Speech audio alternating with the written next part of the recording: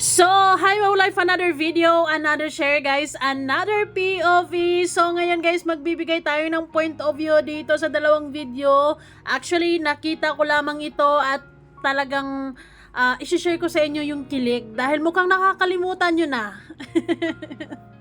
Dahil na-focus lang kayo sa issue na wala namang katotohanan, naniniwala kayo sa issue lamang. Wala ngang proof, ganun. Anyways, may nag-comment, humina ang views ng EDC dahil daw nawalan daw sila ng gana dahil sa issues. Wag kayong ganyan. Issue lang yun. Issue, walang proof, walang ebidensya na maipakita. Bakit tayo na-focus doon? Dapat focus tayo, maniwala at magtiwala tayo kay Kalinga Pido. Kaya ngayon, ipapaalala ko sa inyo ang mga kilig. Anyways, bago ang lahat, don't forget to support and subscribe Kuya Val Santos Matubang Atid na Vlog, Kalinga Prab at sa lahat ng Team Kalinga. Siyempre guys, salamat sa support at pagmamahal nyo sa aming mga Kalinga reactors at sa mga naghahanap ng sabon na talaga namang maganda panglaban para sa ating mga pimples, lalo na sa mga pimple prone skin. Subukan nyo ito. So ngayon guys, ito na nga yun. Ito na yung sinasabi ko sa inyo na si Kalinga Pido ay dapat doon sa kanya tayo magtitiwala, hindi sa kung sino-sino mang mga issue maker dyan, di ba? Dahil yung mga issue maker na mga yan ay gusto lang nila pabagsakin ang EDC. Bakit naman natin papayagan yan? Wala ngang proof silang maibigay kay Kalinga Prab eh. Si Kalinga Prab mismo nagsabi na kapag meron silang proof na maibigay, ititigil niya ang serye. Dahil mawawalan din siya ng gana kung sakali mang totoo yung mga sinasabi nyo. At, thinking of Kalinga Pido, loyalist yan kay Kalinga Prab. Hindi niya lulukuhin si Kalinga Prab na sasabing walang girlfriend tapos meron pala, 'di ba? Ganon. Anyways, ito yun guys. So, kinilig ako dito actually kay Kalinga Pido. Simpleng gesture, simpleng sweetness or simpleng alam mo yun, yung pag niya kay Viancy, katulad nito. Ganda niya. Sa Hong Kong talaga. Ay. Sana ganito sa diet. Actually, namimiss ko na rin ang EDC. Kaya pinapasilip ko sa inyo to ulit. Dahil yung iba nakafocus na sa issue di ba? At nawalan daw sila ng gana dahil kay Kalinga Pido na maraming issue. Actually, isa lang yung issue na yan, girlfriend issue, and wala namang proof, so bakit kayo mababother? Okay? So focus. Focus, maniwala at magtiwala sa EDC because EDC, I believe this is real. Okay, guys? Ganda nga kahapon, sobrang layo ng di ba? Ang layo-layo na sa lugar natin. As someone like Kalinga Pido na malayo kay Viancy, yes, dito sila sa Daet, pareha silang nasa Daet, pero malayo kasi like ang biyahe pata is parang 1 oras mahigit bago niya makita si Viancy, pero grabe din yung effort niya sa hatid sundo ni Viancy ganon. Ngayong, nung nasa Hong Kong sila, yun yung pagkakataon talaga nila na 1 linggo silang magkasama, laging nagkikita araw-araw, di ba? So yun yung pinanalangin ni Kalinga Pido na sana laging ganito. Ay, nako. Mukhang nagmukhang yung sa atin. Mukhang mukhang simple. Diyan guys, nasa gilid sila nag-uusap. Naghihintay ng kanilang milk tea order. Ay, grabe, relationship natin kahit maganda na. Pokemon bubble. Siguro pag silang dalawa lang ni Viancy, mas lalong sweet si Kalinga Pido. Si Kalinga Pido kasi, ang nangyayari kasi, nami-misunderstood kasi siya sa kilos at saka sa pananalita niya. Dahil sa pananalita niya kasi, kumbaga, diretso sa punto. Direct to the point kasi, tsaka limitado yung mga sinasabi niya. Maniwala kayo or sa hindi, basta yun na yun. Ganon yung mga nangyayari Pero naniniwala ako sa kilos at ipinapakita ni Kalinga Pido kay Viancy dahil walang sinumang lalaking mag-i-exert ng effort tapos wala lang. 'Di ba? Ganon. Hindi ako nagkape. Same. Magkakaan. So, yung kinuha na yung milk tea ni Viancy. Ako nito, mahina nga pala ako sa ganito. Na-miss ko lang talaga sila like yung ganito, yung magkausap sila dalawa lang. Delikado ako dito. Baka magkaano ako dito sa daan. Uy, hello. Yan ang hulog ay yung straw. Tapos, kumuha ulit si Kalinga Pido. Tapos, siya na mag-open.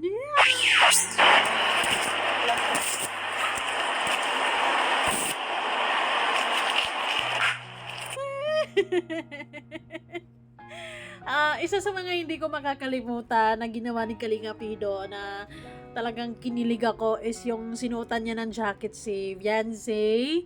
Itong pag simpleng pagkuha ng straw at tapos siya na nagbukas and then yung ano pa ba? Yung hawak kamay, ganon. Hawak kamay. Yung mga simpleng pagiging sweet nila sa isa't isa. Iba yung kilig. Galing. Tsaka yung sila nung galing silang Hong Kong tapos umuwi silang diet. 'Di ba? Tapos yung isinuot sa kanya, isinuot ni Viancy, isinuot kay Viancy yung bag niya.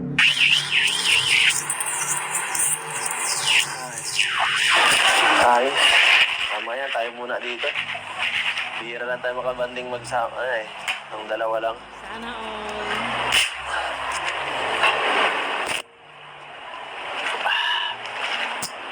Tama yung ganito, walang vlog.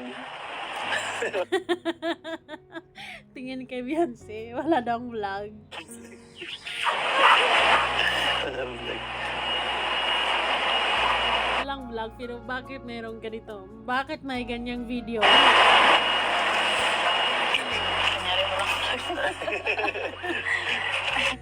Oh, yung sweet nila. Relationship goals yan. Ay. Ayun, namimiss ko yung Hong Kong days nila na sobrang sweet. Yung hindi mo na iniisip nila kung ano sasabihin ng mga tao, basta pinapakita lang nila. Naging showy sila kasi sa Hong Kong, guys. Ganun. Sarap dito Ay, di mo nilagyan ng ay. Si Kalinga Pido kasi yung example of man of few words. 'Di ba? May mga ganyang lalaki talaga na hindi ma-flowery words. Konti lang yung sinasabi pero dinadaan na lang sa action, dinadaan na lang sa yung action is the best, 'di ba? Ako nun, madata yun. So dito guys, medyo matagal na rin tong video na to pero i-share ko lang sa inyo kasi nasisweetan lang ako. It is the only thing that makes us feel alive. Ayun, ang ganda-ganda ni Viancy sa suot niya na yan na yellow-green na pang swimming and actually ayun, tingnan niyo kung anong gagawin ni Kalinga Pido.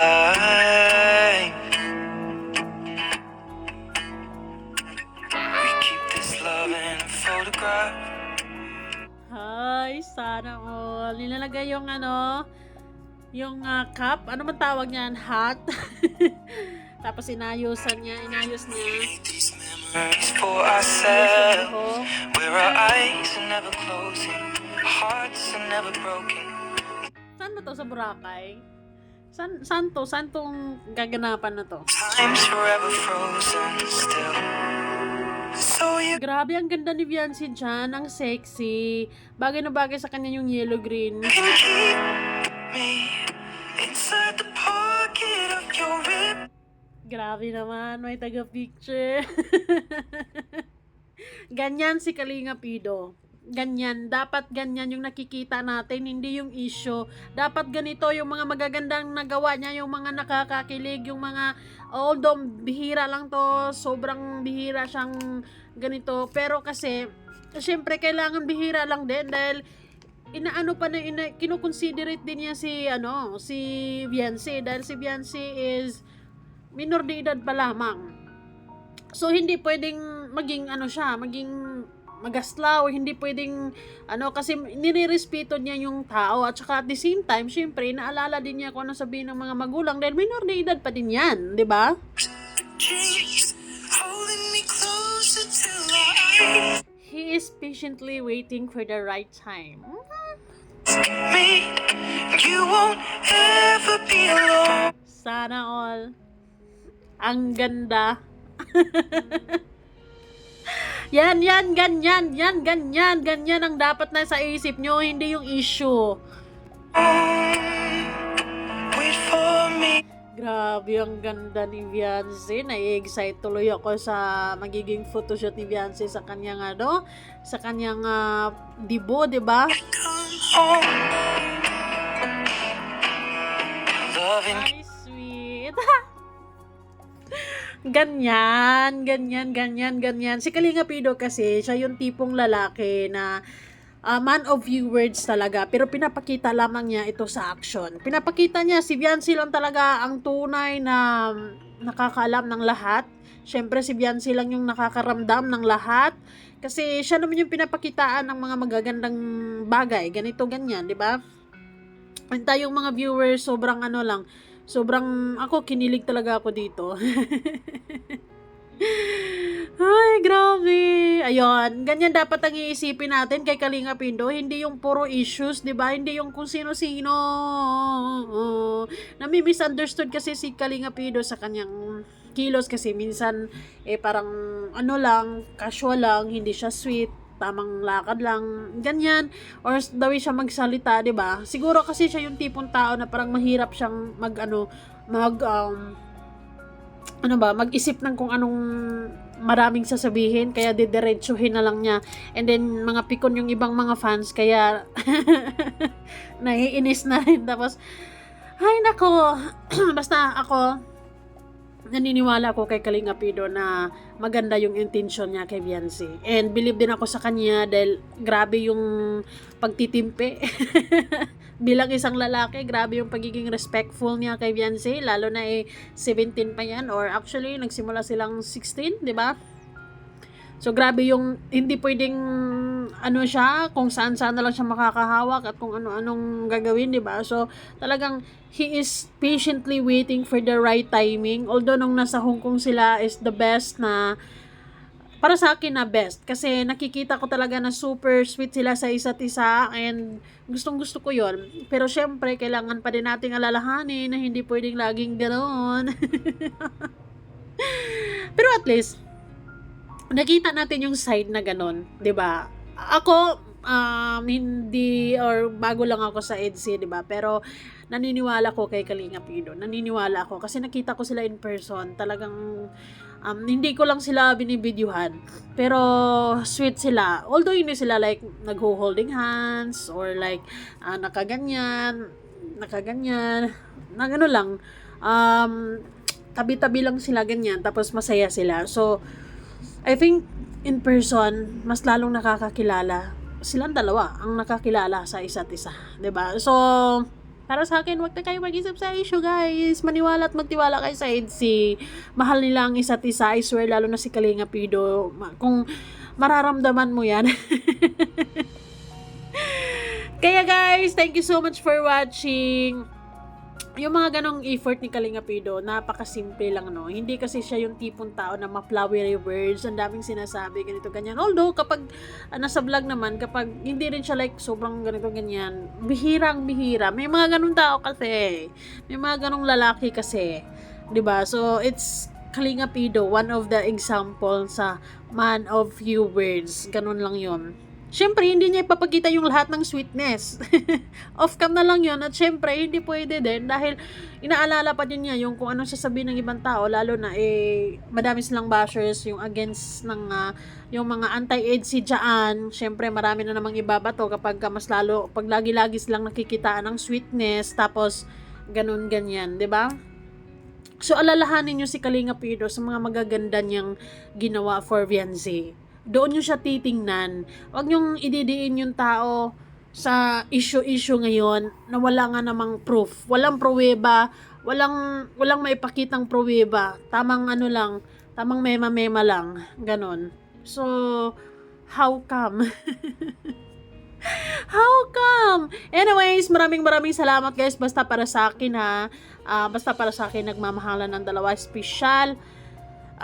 Lalo na si Kalinga Pido, nakikita ko, nararamdaman ko sa kanya kung gaano kamahal niya si Viancy. Dahil walang taong mag-i-effort, hatid sundo ng ganon kalayo, kahit anong oras, may hatid ka lamang para ano na safe, yung safety mo, 'di ba? Masigurado yung safety mo.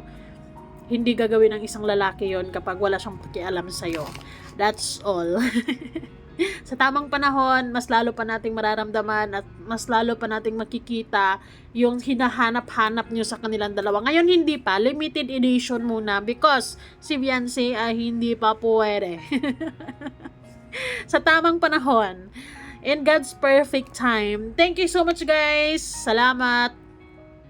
Anyways, itong video na to, alam ko nakita nyo na to, and gusto ko lang ipapaalala sa inyo na hindi si Kalinga Pido is hindi siya nagbibiro sa atin. Hindi niya tayo niloloko. 'Di ba? Kung anong nakikita natin sa kanila, what you see is what you get, ika nga. Yun. Gusto niya paniwalaan siya sa sinasabi niya. Pero yung iba, hindi naniniwala sa kanya. Hindi ko alam bakit. Anong kulang? Anong kailangan pa niyang gawin?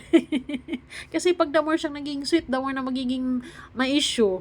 Pag hindi naman siya sweet, ma-issue pa din. Kapag nagsasalita naman siya, kulang. Ay, naku, anyways, bahala na kayo dyan. I love EDSI. That's it. Bye.